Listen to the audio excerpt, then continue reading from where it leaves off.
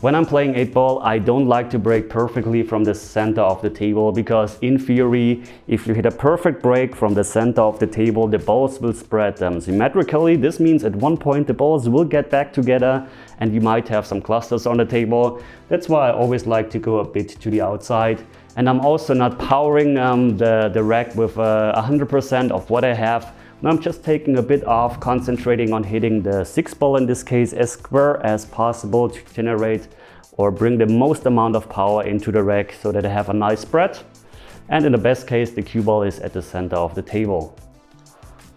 So make sure on the break that you have a really solid bridge, meaning your palm is on the table. Don't have this bridge where you're a lot more wiggly.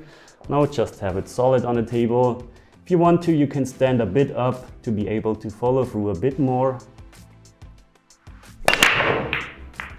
And this was a really nice break, apart from the fact that we didn't make a ball. But this doesn't matter, you can't always make a ball in 8-ball. A bit of luck is always involved. So let's have a look at what we have here.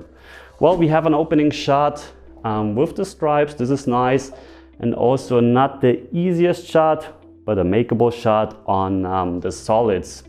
But right away I also see that I have a huge problem with the solids because of that 7-ball. Well, we have a ball where we could open this problem, but this is really not easy to get here. So I think I'm definitely going for the stripes. The only problem is you always have to think ahead. What happens if you were clearing all your balls? This means all the stripes are gone and you're just left with the solids. Well, you have the problem with the 8. The 8 is blocked by the 1-ball and by the 3-ball. So you either have to shoot the 8-ball into here, maybe into this pocket, maybe into here. Side pocket is really difficult. So this is something we have to keep in mind. We might have to move the 8-ball, we might have to move the 3 or the 1-ball, or we have a really good key shot to have the 8-ball into one of those pockets, which could be the 9-ball, maybe also the 15-ball, because from the 15-ball you can see you don't have to move the cue ball a lot to bring the 8-ball into this pocket. So I might actually leave myself the 9-ball, because the 9-ball is a good key ball to actually get on the 15-ball, and the 15-ball is a good key ball to actually get on the 8-ball. Key balls, if you're playing straight pool, should be familiar to you, and you also have those key balls in 8-ball as well. So 12-ball is also a bit of a problem. Let's see if I can actually clear that one right away. No, I can't. So I might have to use that 11-ball, which is also not easy because we have those blockers here. So it's not an easy rack that we have here. But you can see how much I'm studying the rack before I'm actually doing my first shot. And this is really important in 8-ball, that if you're trying to run this whole rack, and if you're capable of doing that, you definitely want to study the whole rack and look for a good plan. Of course, not everything is going as planned. So let's actually find a first shot. I think what I'm trying to do is playing the 11-ball in, trying to bring the cue ball into this position where I have a shot on the 12-ball, and if I don't have a shot on the 12-ball, I have an insurance on that 13-ball or with that 13-ball. So I'm in an area where I have multiple options. I also have that 9-ball, but I don't want to take that away because this is one of my key balls, basically my key ball.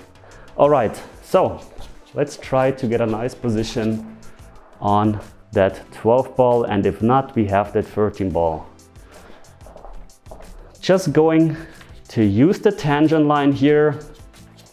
So this means I'm hitting a bit below center, bring the cue ball out by using the tangent line. Actually like to use a tiny bit of right spin here. And did I overhit it? Yes, just overhit it a tiny bit. Or did I? Well, here would have been ideal. Here, can I make it? Yeah, I think I can make it. So my plan, this was a really important shot that we actually have the 12-ball now, because otherwise it would have gotten really difficult to clear this rack. So now going to use some right spin here, trying to bring the cue ball 2 rails again into this area here, where we have the 9-ball as an insurance. all the time. Even here we have that 9 ball, but I definitely want to get on that 13 ball. Maybe even the 10 ball would be nice. So either 13 or 10 ball. Just going to play with high and right spin here, but the right spin is definitely the dominant force here. So a bit above center, not a whole lot, and the right spin will do the job for me. Well, I'm actually going to just use right spin here, because that way I can actually add a bit more right spin, bring the cue ball a bit more to the center. And the right spin is way more important than the follow, because the contact point on the first rail can't be changed anyway, but the contact point on the second rail is changed a lot with right spin. Cue ball needs to go a bit more. Well, now we have that 13 ball. I would have liked to get a bit more to this side, because now the cue ball is actually tracking towards the 2 ball. But I think this should still be fine, trying to bump into the 2 ball, very controlled. So now you can see the 13 ball is very close in front of the side pocket, so I can use the whole pocket now to actually change the path of the cue ball. So you don't have to work with spin or high or low. You can actually change the cue ball path by the part of the pocket where you're shooting in.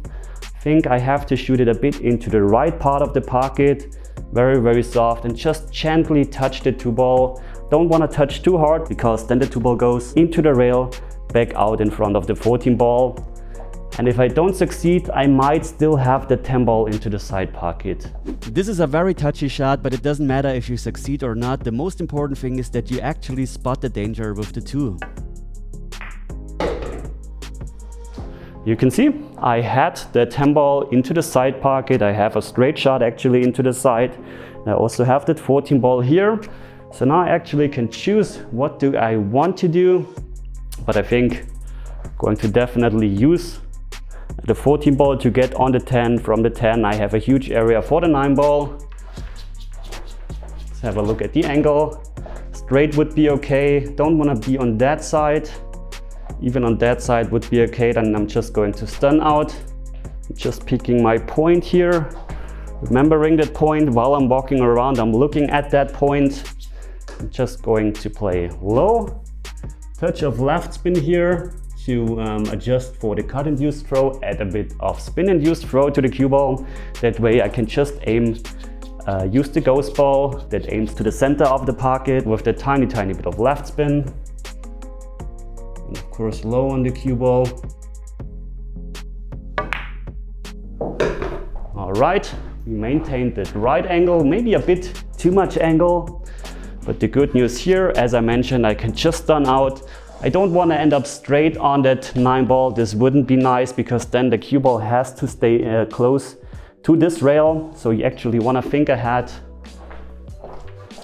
and be aware that you would want to have a bit of an angle on the 9 ball.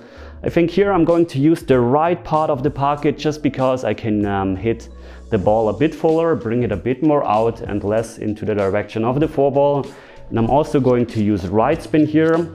Same reason, I'm using right spin, because then I have spin induced throw. This means I can actually aim the 10 ball a bit more towards here.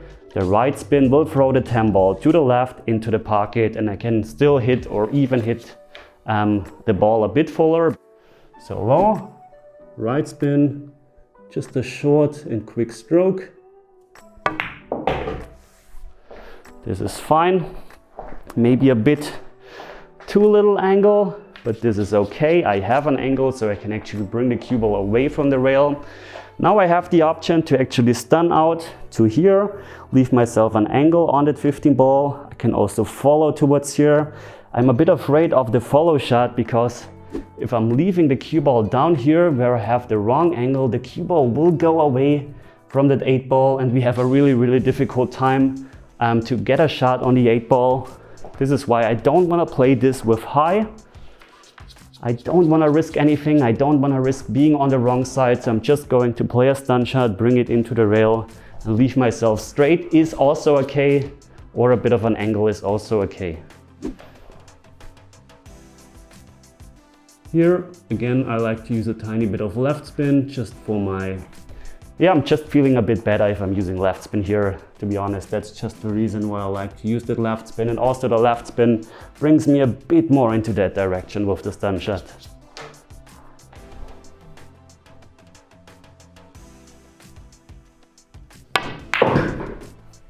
All right, didn't want to overpower it because the cue ball, you were right, was tracking into a dangerous area.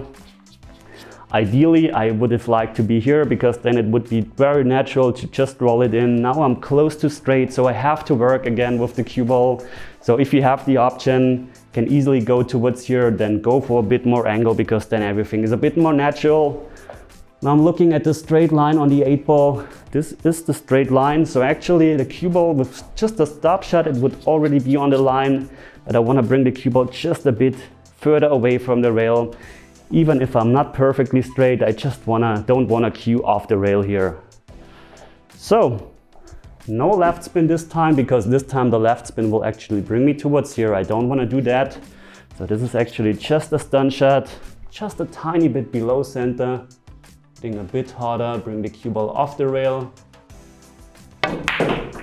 Oh, yeah, bring the cue ball off the rail. Brought it off the rail like this. So just a bit too soft here. Now we have the most difficult shot in this whole rack, which never should be the money ball. But now just give me a second to concentrate here on not putting any spin on the cue ball, concentrating on my fundamentals. That's why I'm going to stop talking for a moment here. Hopefully I'm not away in your view. Whew. This is the money ball you definitely don't want to have. I should have actually played that 9-ball with follow and some right spin, because that way I would have gotten a bit closer to the previous ball, maybe have a bit more angle, bring the cue ball a bit more off the rail, and now I'm under a lot of pressure because I knew this is a great lesson so far, so I definitely have to make that 8-ball, so let's have a look. And we rattled it. We rattled this 8-ball, I can't believe it. But you see, this one mistake in the end cost us, this whole rack. It's really a shame, but you know what? I'm still going to upload this video because this is just human, this is happening. We had a really good plan, the whole rack. I started to run a bit into problems with this shot. If you remember, we had to play the one into the side pocket where I had a bit too much angle. Because of that, we ended up with a bit too little angle on a 9-ball. Because of that, we ended up with a bit too little angle on this ball. Because of that, I was close to the rail, and that's why I missed the shot. But we're all human, we're all missing. Even I, the big Sharivari. Just kidding, guys, sorry. I'm missing shots. Of course, I could make it look like I'm never missing a shot, but that's just not true. And if you appreciate that, then leave a like, subscribe to the channel. That's it for today. So thanks for watching, guys. And as always, see you at the next lesson. Take care.